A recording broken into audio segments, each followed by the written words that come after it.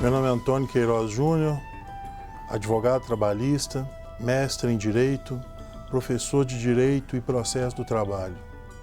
Direito do trabalho é o principal instrumento de justiça social e distribuição de renda, conquista da sociedade moderna e adequa-se a todo e qualquer tamanho de Estado. Preservar os interesses do capital também é preservar os interesses trabalhistas.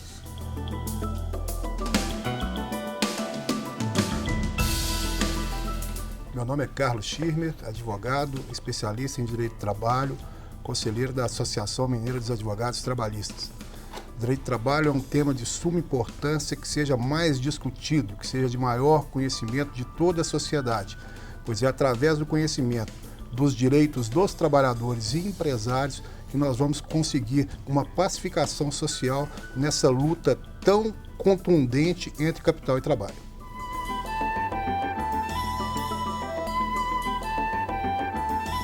Meu nome é Antônio da Costa Miranda, sou presidente da Federação dos Trabalhadores em Transporte de Minas Gerais e presidente da Federação da Nova Central Sindical dos Trabalhadores de Minas Gerais.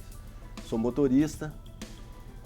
O movimento sindical, ele defende a classe trabalhadora e isso contribui para o desenvolvimento econômico do país, também para que os direitos dos trabalhadores sejam preservados e assim nós tenhamos a justiça social, a cidadania e a paz.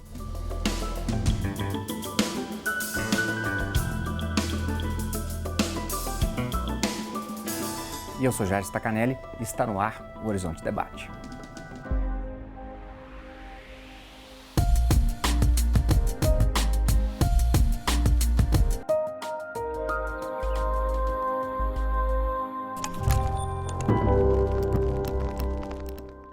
Maio é o mês em que se comemora o Dia do Trabalho, data importante para reafirmarmos os nossos direitos e deveres. Em 1940, Getúlio Vargas instituía o salário mínimo. O que mudou de lá para cá? Quais são os nossos direitos? O Horizonte Debate está no ar. Doutor Antônio, doutor Carlos, Antônio, sejam bem-vindos. O senhor falava no início de que o direito do trabalho ele não era apenas para regular os direitos do empregador frente ao seu operário, a pessoa que o presta serviço, mas também para regular a questão produtiva. Doutor Antônio, qual a importância do direito do trabalho para uma sociedade hoje em crise econômica? Qual é a importância disso? Bom, em primeiro lugar, não há como imaginar direito de trabalho sem capitalismo. Sim. Direito de trabalho é fruto do capitalismo. Então, quanto existir o sistema capital, irá existir direito de trabalho. Afinal de contas, o que justifica o direito de trabalho é justamente essa distância, esse desequilíbrio que é natural numa relação jurídica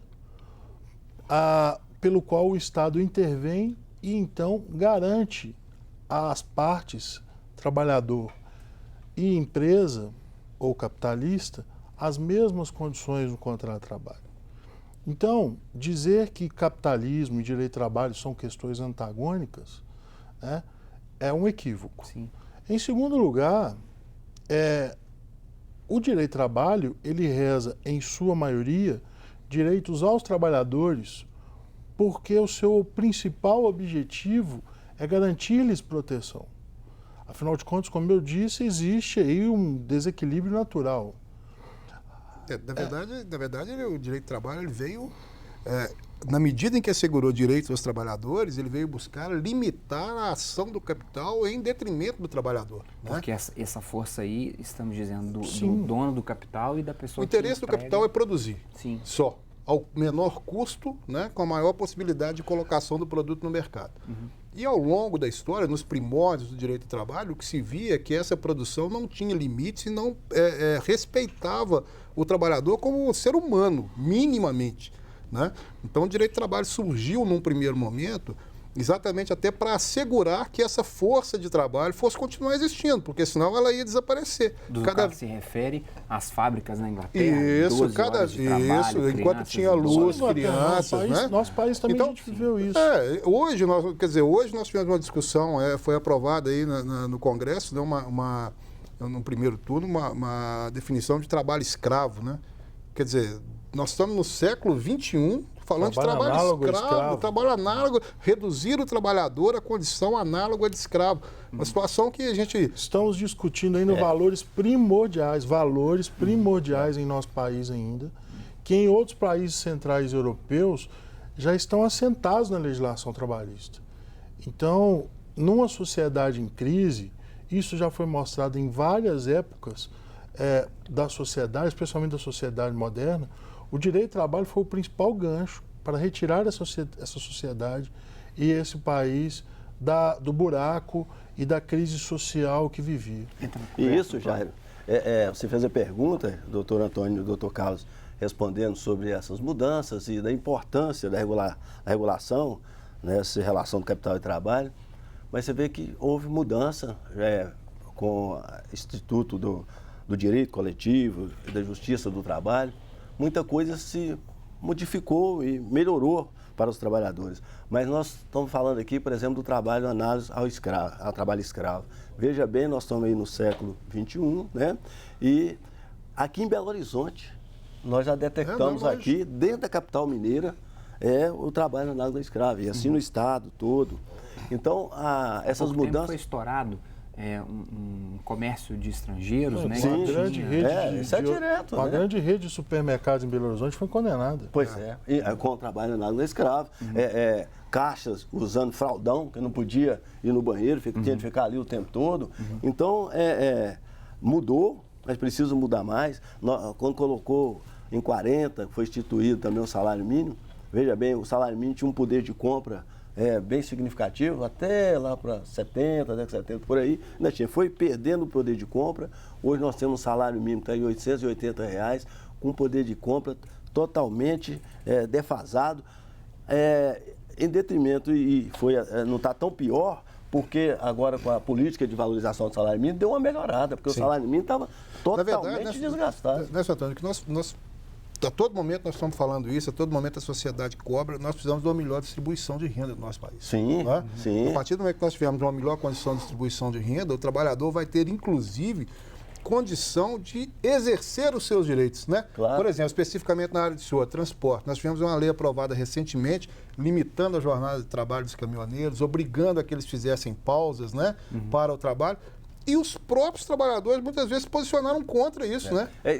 Eu tenho que fazer a viagem, eu tenho que encerrar a viagem, eu tenho que fazer mais viagem, porque eu tenho que receber o frete, senão o meu rendimento vai cair. Pois aí nós temos de fazer um recorte, doutor Carlos, porque o trabalhador de carteira assinada, ele foi totalmente favorável. Mas nós tivemos o segmento dos autônomos, foi que mais brigou, principalmente do agronegócio. O grande problema é a forma como se enxerga o direito de trabalho hoje, tá? Muitos enxergam o direito de trabalho como custo. Sim. E o Dr. Carlos colocou uma coisa aqui interessante. O direito de trabalho é uma importante engrenagem da sociedade e, acima de tudo, do mercado. O dinheiro que, a princípio, a empresa dispensa como salário, ele retorna para a empresa na medida que esse empregado também é consumidor. Consumidor, exatamente.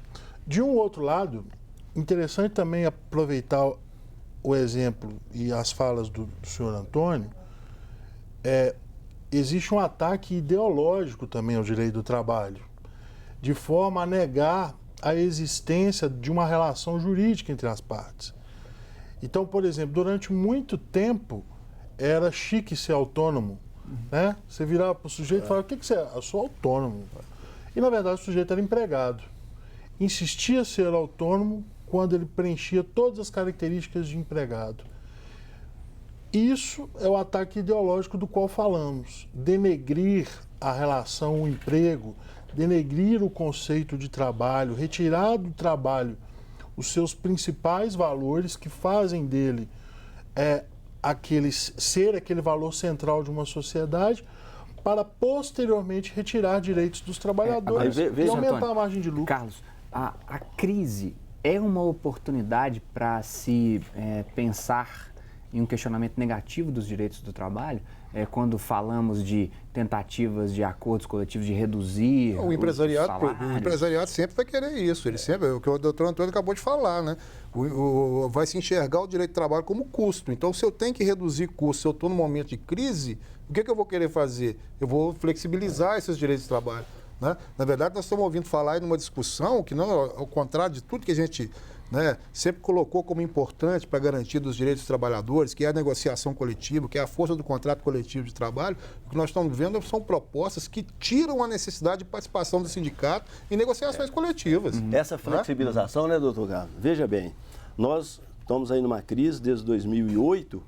No início, quando nós fizemos a negociação, as centrais fizeram a negociação da melhoria do salário mínimo, nós sustentamos ali um período, no início da crise, onde nós tivemos um consumo interno bastante significativo, porque o poder de compra estava um tanto preservado. 2009, recorde de venda de carro, 2010 e tal, venda de carro. Tal. Imposto. Então, aí quando o Lula falou que era uma marolinha, nós estávamos nessa fase. De repente, o poder de compra foi despencando, o desemprego aumentando, a inflação voltando, comendo aí o salário do trabalhador, e a crise ela ficou mais aguda. Quando o doutor Antônio coloca esse ataque ideológico ao direito de trabalho com referência ao autônomo, na verdade, a maioria dos autônomos hoje passou a ser escravo.